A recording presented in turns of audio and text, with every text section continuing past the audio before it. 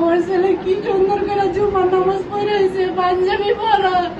আমার ছেলে চাপদারি ভরা, কি সুন্দর। আমার ছেলে সৎ ছিল, আমার ছেলে খুব ভালো ছিল, কোনো খারাপ পাঠাই ছিল না।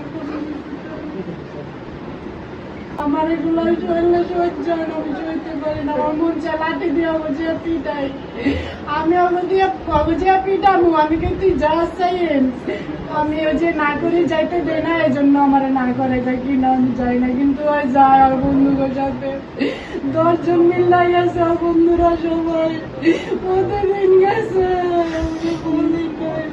এখন তোর বন্ধুরা বলে আন্টি আপনি তো জানতেন না, আপনি যাইতে দিলেন না, কে চাইনি বলতে না করছে, তো প্রতিদিন আমাদের সাথে গেছে। আমরা যাত্রা বাড়ি গেছি, কোথাকালি গেছি, গাছ লাগিয়েছি, আমরা প্রত্যেক জায়গায়।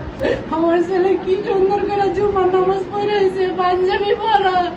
আমার ছেলে চাপদারি ভরা, কি সুন্দর। আমার ছেলে সৎ ছিল, আমার ছেলে খুব ভালো ছিল, কোনো খারাপ পাঠাই ছিল না। বুঝতে পারি না, দিন কাটে না, রাত্রে সারা রাত ঘুম আসে না। আমার ছেলের সব স্মৃতিগুলো মনে পড়ে চোখের সামনে ভাসে, আমি কিছু বলতে পারি না। আম্মুকে ডাক দিছে, এখন কেউ ডাকে না, আম্মুর আদর করে না, কেউ ভালোবাসে না, আম্মুরে জড়াইয়া ধরে না।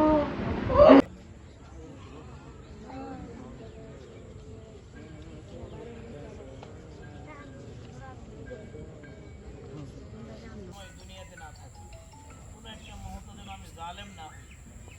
এই কবরগুলো আমাদেরকে শিখাই দেয় যে কোনো সময় জালেম হব না এবং জুলুমকে কখনো সাপোর্ট করব না, সমর্থন করব না।